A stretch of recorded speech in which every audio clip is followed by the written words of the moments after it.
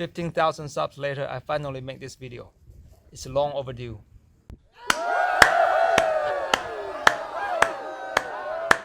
Welcome to Pavlog. Today we're going to talk about all the things you need to prepare before you get a new puppy. I'm not going to waste your money. I'm going to give you just the necessities. Nothing fancy, nothing unnecessary. Now, not everybody crate their dog. I understand that. You don't have to have a crate, but I highly recommend having a crate. Eventually, you're blocking the entire frame. Like, literally entire frame. You don't want to sit here. Okay, you do. You do. Okay, alright, fine. You will need a crate. Now, I highly recommend people getting yourself a crate and crate train your dog. Your crate is probably useless if you're not going to crate train your dog. Inside my crate, you will see there are mattresses. Again, you can spend mega bucks on these guys, but I tell you where I get them. I pay about $5 for each. You say, why are they so cheap? I get them from places like Red Cross or Salvation Armies, and these are donated and clean stuff. If you are not sure if they're clean, clean it yourself one more time.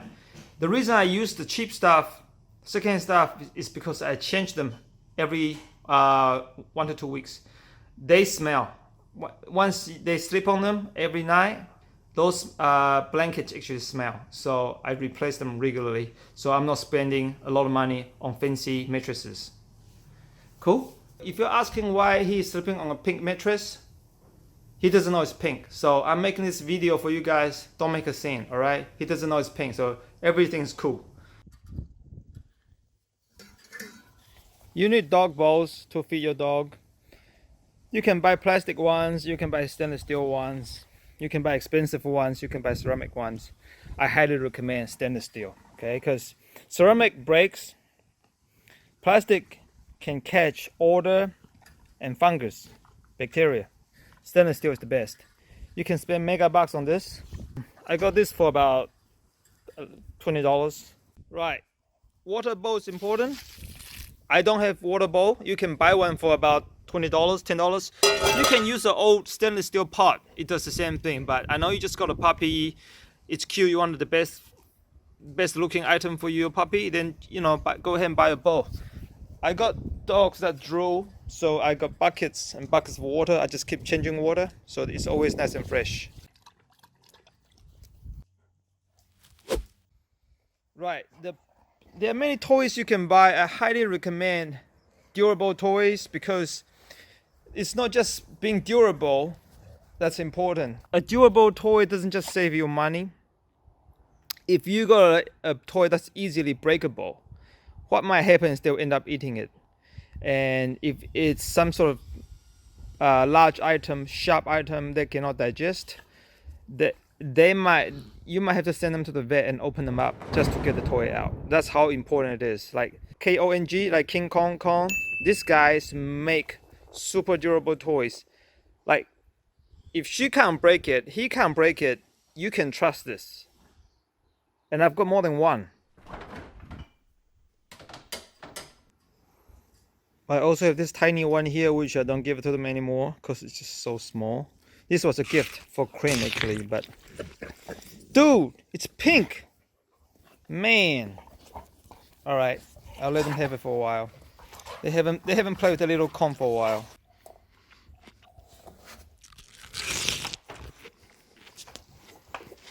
The other thing you can do with con toy is you can stuff food in there. I was just using some biscuits. But you can see it keeps them occupied. You could also use things like peanut butter, yogurt. You can even freeze the peanut butter or yogurt. Once it hardens in there, it's much harder to get out. If you're leaving your dog at home, or if you're doing crate training, they are in the house, board in the house, then this con toy could be very useful. Because by the time they finish eating it, they might need a nap.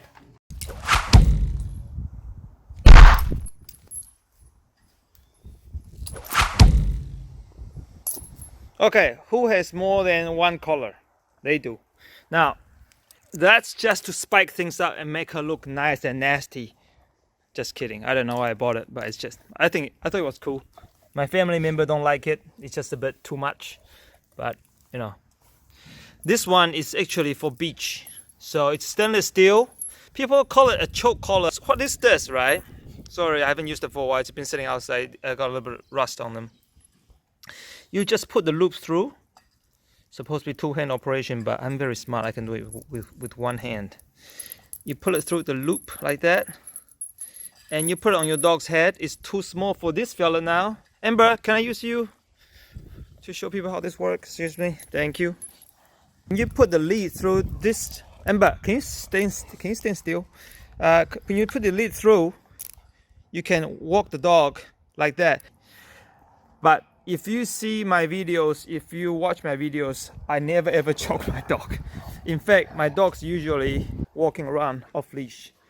So just so you know what that is, I found it.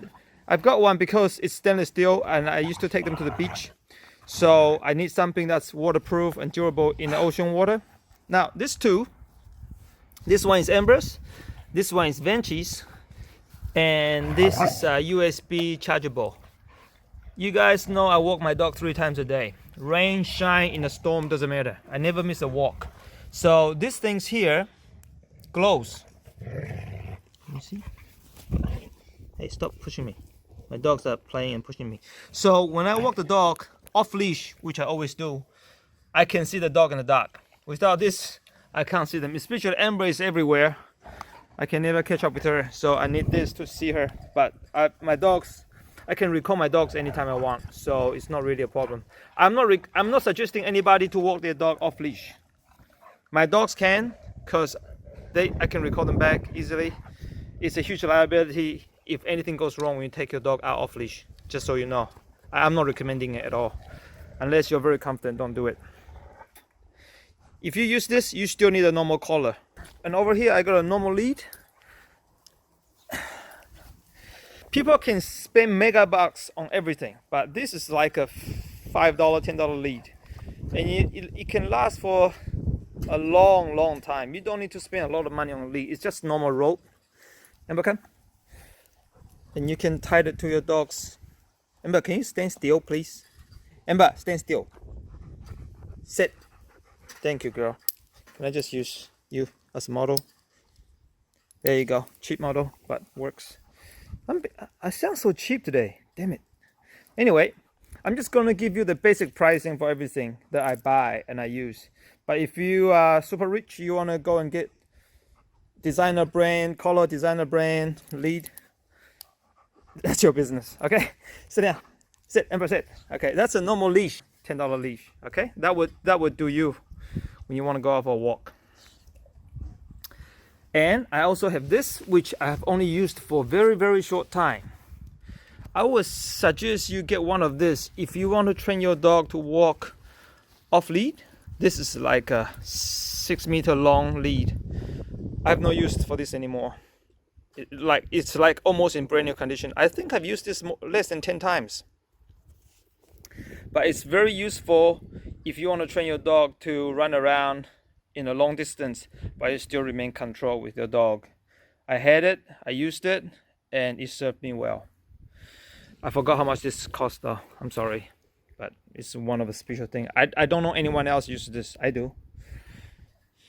And gosh, full split, impressive. Very impressive, Amber. You look like a frog. Oh, that position is called a frog. Nice.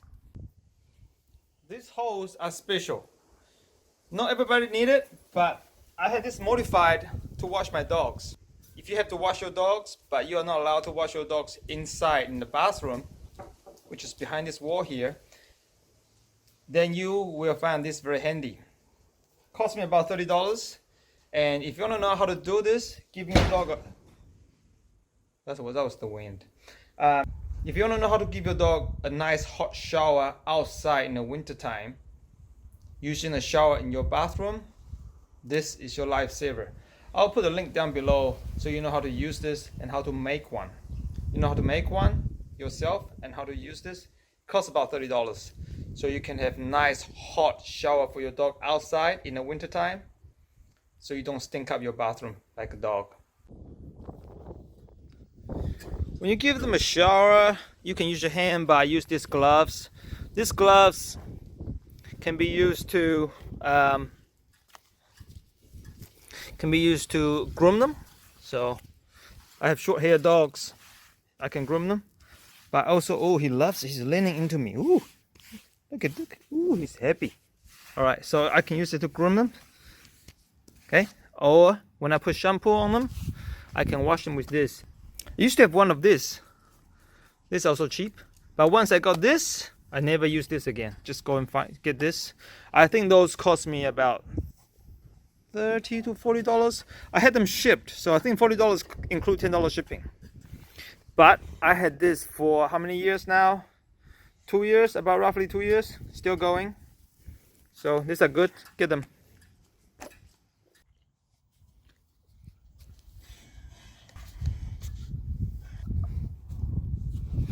Okay, shampoo. This is a cheap supermarket shampoo. They cost about $15. This is actually human shampoo made in Australia. I'm using this because the vet said I can. You are not supposed to use human shampoo, but this is recommended by the vet, so I use it, okay? And to be honest, I used all three. I don't see any difference. No difference. Except Vinci, the big boy here, when he smell mixes with this, it didn't smell too good. So I stopped using it. I just mainly use those two. It does the same thing. Alright? Okay, let's move on. Now I want to quickly show you this purple timber area here. I had a little dog called Cream. She's a Chihuahua and Bichon mix. She's so tiny when she came in. She can go under this pellet, right? This 10 sheets are sitting on pellets. She can go right in there. She will come back out, but I don't know what's underneath, and I don't know how dirty it is inside. So I had this all covered up. So besides having fences, these small gaps are something you have to worry about. Let me show you what I did. I go all around the bottom there, and I even covered up this entire gap. Sorry, haven't been used for a while. See, she can't get in there. Just put a piece of timber and brace it up. It's not very strong, but it's enough to hold it so she can't go back in. After they grow a bit older, they probably won't do anything silly like that.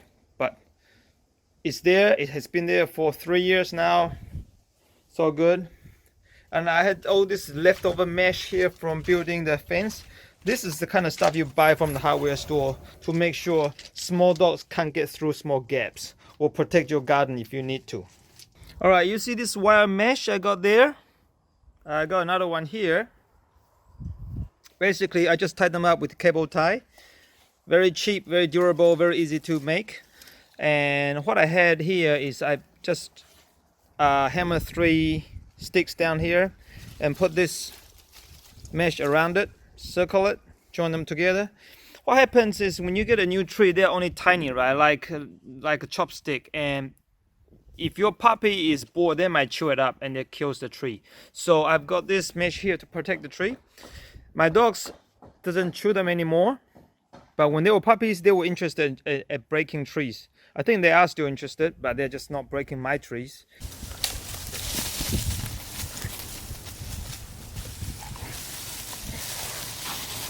You can see the height of this mesh is perfect. Isn't that right? Don't be embarrassed. All dogs chew trees. As you can see, my premise is secured by a 6-foot fence. If you have small breed, like toy breed, you want to make sure they can't get through here. You know the mesh I just told you about from the tree. You can actually lay them out, but just when you lay them out, make sure you go all the way to the bottom, to the ground, so the little dogs can't get through. It's very important because it's useless having fences. Your dog can get through. Some countries require you to have fences by law. You might want to check it out. Among everything on my list that you must have for your dogs, fence and the gate is the most expensive thing you have to build for your home. But if you're in an apartment, it doesn't matter. I know if you have a dog running outside to chase children or mailmen, you have a huge liability. So if you haven't checked it out yet, make sure you do before you get into trouble.